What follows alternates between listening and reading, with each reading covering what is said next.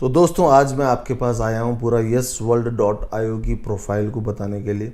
थोड़ा सा मैं इसके अंदर बता दूँ, YesWorld.io को स्टार्ट करने से पहले जस्ट हम 1.5 साल से जो चला रहे हैं ऑलरेडी YesWorld FX के नाम से ऑलरेडी हम एक इसको सिस्टम चला रहे हैं जी, जिसमें अगर देखा जाए तो फॉरेक्स का पूरा इस वक्त ट्रेडिंग प्लेटफॉर्म है। अच्छा। जिसकी दुबई से ऑलरेडी हम इस वक्त पूरा हब ले चुके हैं और 1.5 साल से सक्सेसफुली उसको रन अप कर रहे हैं। दोस्तों ये जो चला रहे हैं इस वक्त अगर देखा जाए तो ऑलरेडी इस वक्त 3 कंपनियों को ऑलरेडी ये सक्सेसफुली चला चुके हैं। सर मेरा एक सवाल था इस पे कि जो YesWorld का फॉरेक्स चल रहा है वो किस नाम से चल रहा है सर? सर YesWorld का जो फॉरेक्स चल रहा है YesWorld FX के नाम से चल रहा है। अच्छा जी, गुड। और इसमें अगर देखा जाए तो YesWorld.FX करीब 1.5 साल से रनअप कर रहे हैं। ये YesWorld.io में इनमें आने का जो मेन प्रोग्राम था वो था इस वक्त ये स्टेकिंग प्रोग्राम में जाना चाहते थे, क्योंकि आज अगर देखा जाए तो पिछले 50 सालों से इन्होंने ये देखा कि 50 साल से रिलायंस हज़ारों इंडस्ट्रीज ऑलरेडी लेके आ चुका है। पर आज रिलायंस को अगर देखा जाए तो मात्र 4 साल में एक ऐसा बंदा आया जो आईटी फील्ड से ही था और मात्र 4 साल में उन्होंने उसको पीछे छोड़ दिया। आज 7.5 लाख करोड़ से ऊपर की वर्थ है, जिसका नाम आप जानते हैं बाइनेंस। अच्छा, वेरी गुड सर। तो आज अगर देखा जाए तो इस वक्त बाइनेंस अगर पिछले 4 साल में अगर देखा जाए तो 50 साल वालों को अगर बीट कर सकता है तो इन्होंने ये देख लिया कि इस वक्त कि हम क्यों ना एक ऐसा प्लेटफॉर्म लेके आए, तो ये वो सेम का सेम बाइनेंस का जैसे खुद का ही एक्सचेंज लेके आने वाला है। जैसा आपने अभी बताया कि बाइनेंस का जो सीईओ हैं वो आईटी फील्ड से हैं, संदीप चौधरी जी के बारे में बताइए जो इन्होंने YesWorld.io का स्थापना किया। इनका बैकग्राउंड क्या है? क्या ये भी आईटी फील्ड से हैं? बिल्कुल सर, ये भी आईटी फील्ड से हैं। सबसे पहले ये सॉफ्टवेयर फील्ड से ही ऑलरेडी रन अप करते हैं। सबसे पहला जो इन्होंने इस वक्त स्टार्टअप स्टार्ट किया था वो स्टार्टअप था इस वक्त वाईफाई स्टडीज़ के नाम से। अच्छा जी। वाईफाई स्टडीज़ को सक्सेसफुली इन्होंने करीब 3 साल रन किया। करीब 80 लाख से अबव स्टूडेंट्स वाईफाई स्टडीज़ में ऑलरेडी इन्होंने अपने साथ मर्ज किया। और उसके बाद ये इस वक्त वाईफाई स्टडीज़ को इन्होंने मर्ज जो किया इन्होंने किया अनअकैडमी के साथ। आज इनमें अनअकैडमी में अगर देखा जाए तो 4 to 7% का स्टेक इनके पास है। बहुत बढ़िया सर। और जब मर्ज किया था तब अगर देखा जाए तो अनअकैडमी करीब 1500 करोड़ की कंपनी थी और आज अनअकैडमी की बात की जाए तो आज 26,000 करोड़ की कंपनी बन चुकी है, जिसका 4 to 7% का स्टेक इनके पास है। अच्छा, तो पहले ये ऑलरेडी आईटी फील्ड से थे और ऐसे बड़े स्टार्टअप को अंजाम दे चुके हैं। बिल्कुल सर। इनका जो सेकंड स्टार्टअप था वो ट्रेड के नाम से था। जिसको ट्रेड क्या होता है सर? ट्रेड क्या होता है ये जरा विस्तार पूर्वक समझाएं। सर जैसे मैंने बताया, फर्स्ट जो स्टार्टअप था इनका वाईफाई स्टडीज़ का था, तो पूरा स्टडीज़ के ऊपर इन्होंने इस वक्त पूरा फोकस करते हुए पूरा का पूरा पोर्टल बनाया था, पूरा इस वक्त सिस्टम बनाया था। और सेकंड जैसे मैंने बताया ट्रेड, जैसे आज आपको पता है कि पूरा का पूरा जो वर्ल्ड है इस वक्त वो हेल्थ को लेके बहुत कॉन्शियस हो चुका है। तो ट्रेड को लेके जो इन्होंने सेकंड कॉन्सेप्ट जो बनाया था वो बनाया था इस वक्त उन्होंने एक ऐसी बाईसाइकिल को निजात किया जिसके ऊपर पूरा कंप्यूटराइज सिस्टम लगाया गया।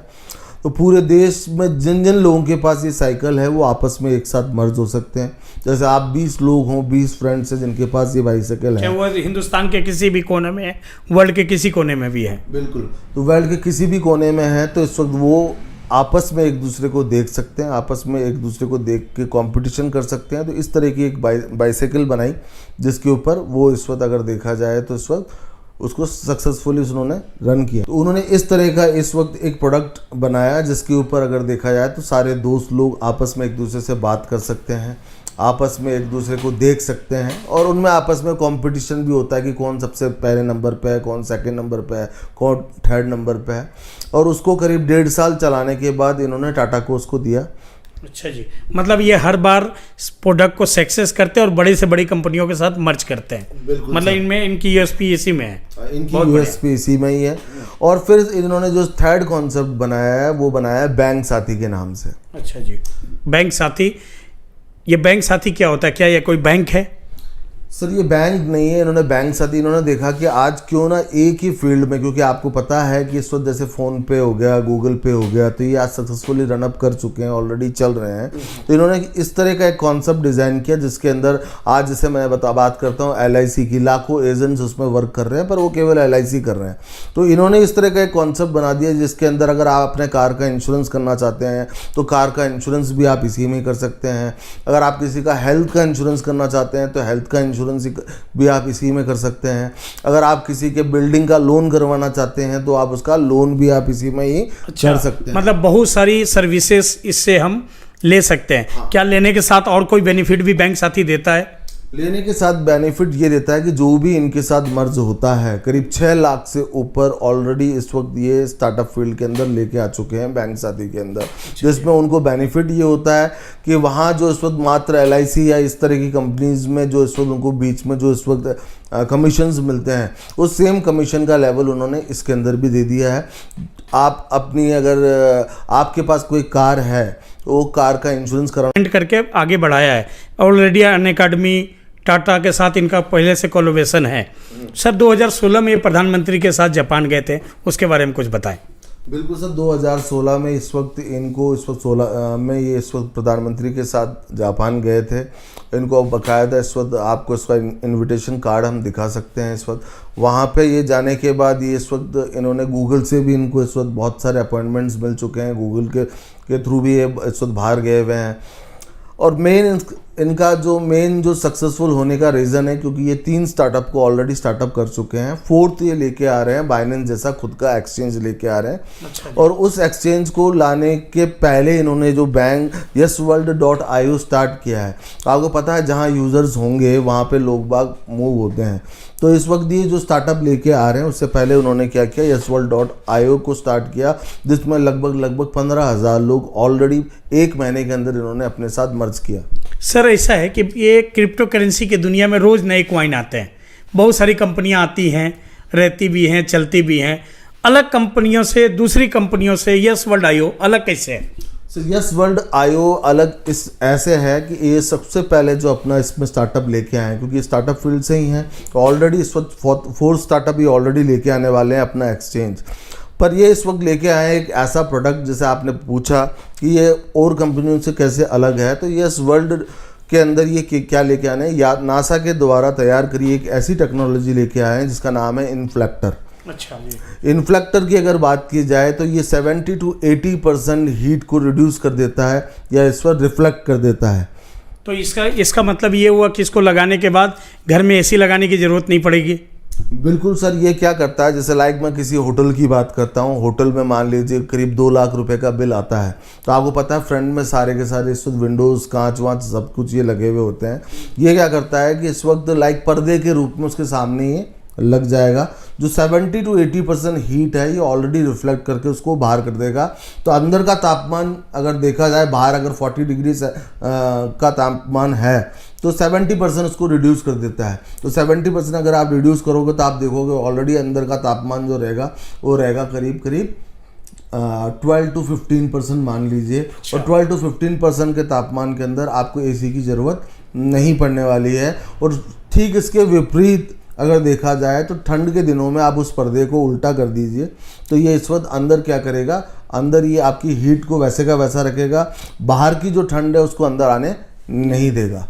सर जैसा कि पूरा विश्व के वैज्ञानिक ने कहा कि 2040 में प्लैनेट ख़त्म हो जाएगी, तो क्या ऐसा मान लें कि प्लैनेट को बचाने के लिए, दुनिया को बचाने के लिए इन्फ्लेक्टर को यूज करना चाहिए? बिल्कुल सर, इन्फ्लेक्टर को यूज़ करना चाहिए, क्योंकि 1960 के अंदर अगर देखा जाए तो जो नासा ने जो टेक्नोलॉजी डेवलप करी, तो 1960 में जो वैज्ञानिक स्पेस में गए थे, जैसे नील आर्मस्ट्रॉन्ग हो गए, तो उन्होंने जो स्पेस सूट पहना था ये सेम उसी टेक्नोलॉजी के ऊपर इस वक्त वर्क करता है। तो क्या सर ये प्रोडक्ट नासा के अलावा भी कोई बनाता है, या yesworld के अलावा भी पूरे 5 देशों में कोई और दे पाएगा? नहीं सर, इसकी 5 देशों के एक्सक्लूसिव राइट्स ऑलरेडी yesworld के पास हैं, ठीक है, जिसका नाम अगर देखा है तो इन्फ्लेक्टर के रूप में है। अब 5 देशों में जो भी वर्क कर रहे हैं वो इस वक्त हम ही वर्क कर रहे हैं इसके अंदर। और अगर देखा जाए तो इन्फ्लेक्टर के बारे में मैं थोड़ा सा बताना चाहूँगा। ये करता क्या है, मेन इसका क्या होता है, ये हीट को ऑलरेडी क्या करता है, रिफ्लेक्ट कर देता है। जहाँ 2 लाख का बिल आ रहा है तो उसका 70% ये रिड्यूस कर देगा। इट मीन्स अगर वहाँ का 2 लाख का बिल है तो वहाँ 60 to 70,000 का ही बिल आएगा। तो इसलिए लोग बाग इसको अपना रहे हैं।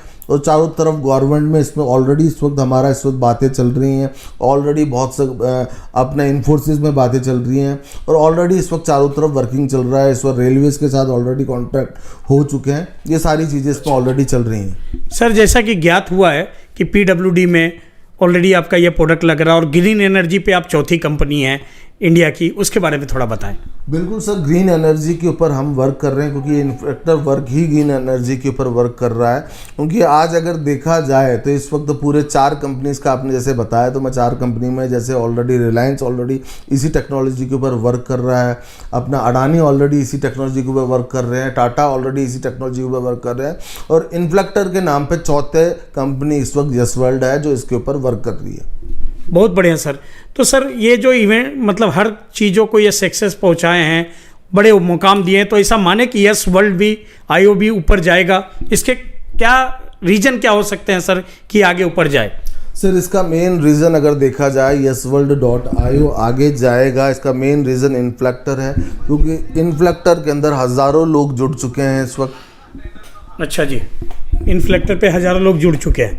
सर ये क्वाइन कैसे काम करेगा, ये टोकन किस हिसाब से लोगों तक पहुंचेगा, और इसको लेने से क्या क्या बेनिफिट है लोगों को? सर मात्र 11 पैसों में इन्होंने इस टोकन को इस वक्त लॉन्च किया है। अच्छा जी। और 1 महीने के अंदर अगर देखा जाए तो करीब 42 पैसा आज इसकी रेट हो चुकी है। अच्छा जी। और ये जो वर्क कर रहे हैं इन्फ्लेक्टर के ऊपर, तो आज आपने देखा हो बहुत सारे लोग टोकन्स के ऊपर वर्क करते हैं, पर उनके पास अगर देखा जाए तो इस तरह का कोई प्रोजेक्ट होता नहीं है। वो केवल टोकन लाते हैं, लोगों से पेमेंट लेते हैं और मार्केट से आउट हो जाते हैं, क्योंकि उनके पास कोई प्रोजेक्ट नहीं है।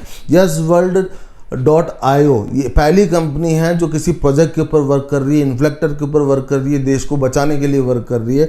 और इन्होंने इस वक्त ये टेक्नोलॉजी इस वक्त ईजाद की है, इसके ऊपर जो फाउंडर इन्होंने ऑलरेडी इसके ऊपर एक लॉकिंग सिस्टम डाल रखा है कि इसके फाउंडर मेंबर्स इसको 3 साल तक खुद सेल नहीं कर सकते हैं। अच्छा, मतलब स्टार्टअप फील्ड में ऐसा कोई नियम है कि 3 साल तक आपको घर से पैसा लगाना पड़ेगा, और कंपनी को बड़ा करने के बाद आप फाउंडर इसके पैसे कमाते हैं।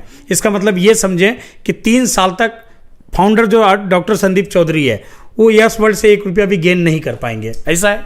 बिल्कुल सर, आप जितने भी स्टार्टअप्स देखोगे उसमें होता क्या है, सबसे पहले वो इस वक्त बर्न करते हैं और उसको आगे चलाते हैं, 2 से 3 साल तक अपनी जेब से पैसा लगाते हैं। तो सेम सिस्टम यहाँ पे भी इन्होंने 3 साल तक इसको लॉक कर रखा है। 3 साल के बाद ही ये इस वक्त ये अनलॉक सिस्टम खुलेगा, जिसमें ये पर मंथ 5% की स्टेकिंग को खोल सकते हैं।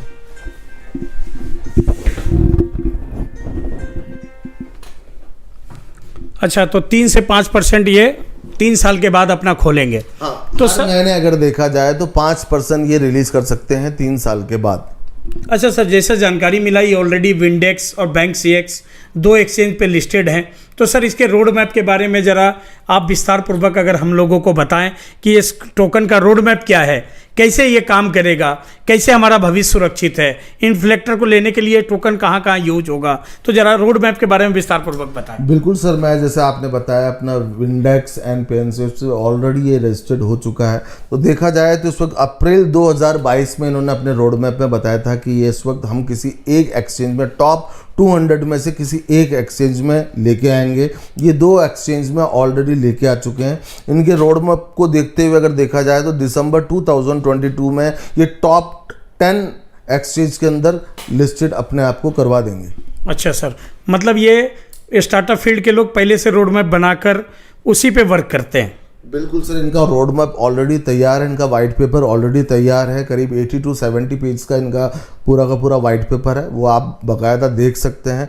और इनके रोड मैप को अगर देखा जाए तो इनके रोड मैप में ऑलरेडी में इन्होंने पूरा का पूरा सिस्टम दे रखा है कि किस तरह इनका रोड मैप चलेगा, क्या है क्या नहीं है, सारी चीज़ें ऑलरेडी इन्होंने इनके रोड मैप में ऑलरेडी दे रखी है।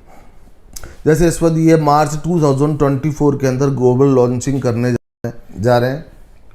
ये अपना स्टार्टअप ऑलरेडी अक्टूबर 2023 के अंदर अपना 5th स्टार्टअप लेके आ रहे हैं। ये अपना जो 6 स्टार्टअप जो लेके आ रहे हैं वो ऑलरेडी 24 के अंदर लेके आ रहे हैं, लॉन्चिंग जो करने जा रहे हैं। तो ये माना जाए सर कि इन्फ्लेक्टर के अलावा भी 10 और स्टार्टअप ये क्रिप्टो के माध्यम से हम लोगों को देंगे?